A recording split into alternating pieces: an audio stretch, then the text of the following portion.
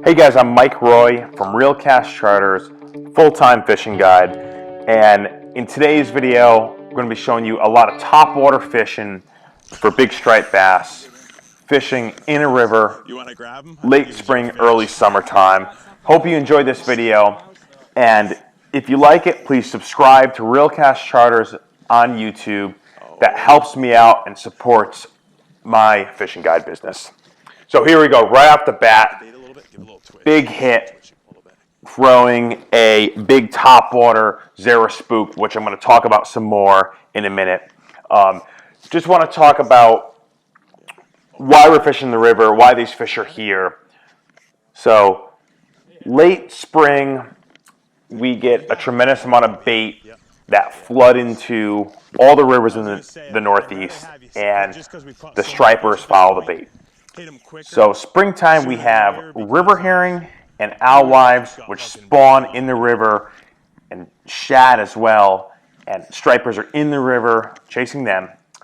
Also, we have menhaden, or bunker, as we call them here, or pogies in other areas, depending on where you're from in the Northeast. They have different names, but there is a plethora of bunker in the river, and that's one of the baits. That's our bait of choice. Obviously, you can't use alewives or river herring, so our primary live bait when we're fishing live bait is going to be bunker.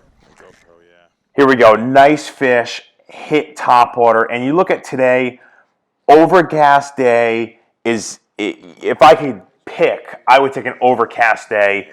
I mean, there are plenty of times when you get great action on a bright sunny day, but generally speaking, overcast days tend to get more bites, and the bite tend to last longer. We catch a lot of fish today, and we even aren't showing all the fish that we caught. We were catching fish right at first light with topwaters here. So you'll notice that I switch between the topwater lure and the live bait quite a bit, and I'm a big believer in letting the fish tell me what they want. So what I mean by that is, if I am fishing a topwater plug and it's not getting hit, I'm going to get a bait out there. If I'm marking fish, I want to switch it up, do something to get them more aggressive, and we're going to go with whatever's working. Now, we're not fishing any structure here. These fish are transient fish. They were moving up into the river, chasing the bait, and I'm using my electronics. I'm using my Humminbird side imaging to locate fish, and we just happen to come across a big school of fish on this day.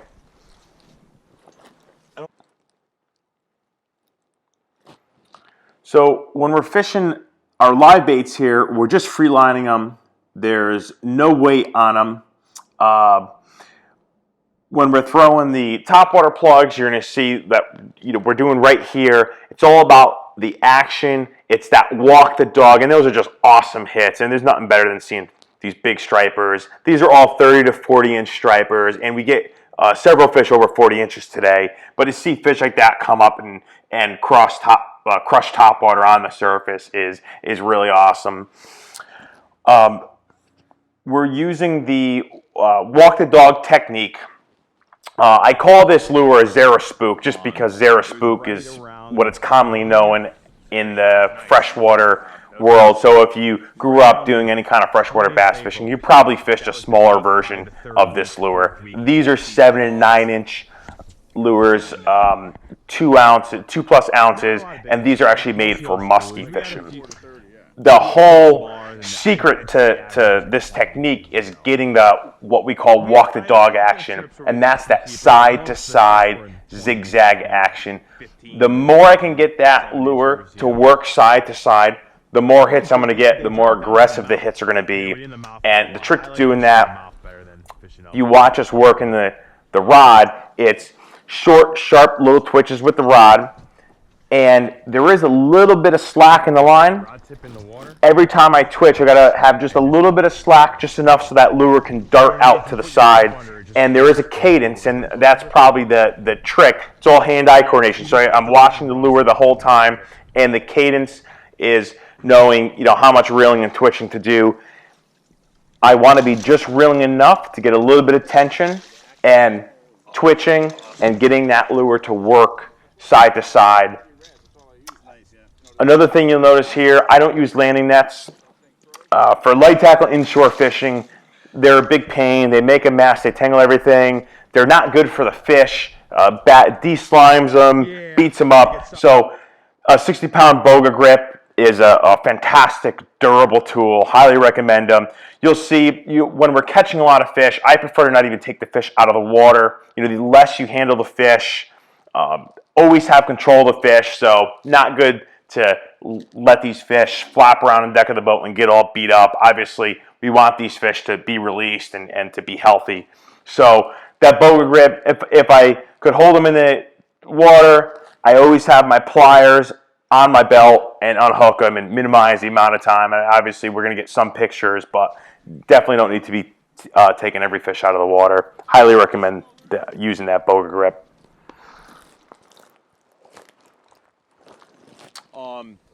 So the tackle we're using here for throwing these topwater lures, we're using spinning tackle, and I'm using G Loomis IMX.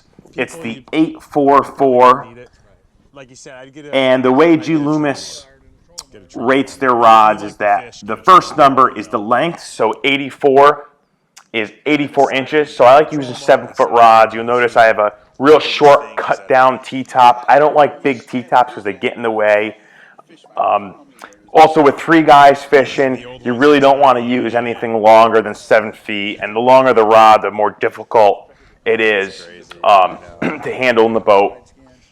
The next number, so 84 inches and 844, that 4 is the power. So they make a 2-power, 3-power, 4-power, 5-power. I think for this type of fishing, the 4-power is the perfect balance. You need a little bit of flex to the tip. You don't want too stiff of a rod because this is a finesse technique. So you got to have a little flex to the rod tip. Also with casting, you want the rod to load nice, but you got to have some backbone. You don't want the rod to just fold over. This is a 2+ ounce lure, so you want to have some backbone. For line, we're using Power Pro Super Slick V2. Love this line. For braided line, it's a pretty durable line. It's nice to fish with. I use 50-pound braid, but you don't need to use that heavy. You can use 30-pound. I just use the 50 because I use the same tackle that I would be using if I was fishing boulder fields and fishing for some really big fish. I like to have a little bit heavier line.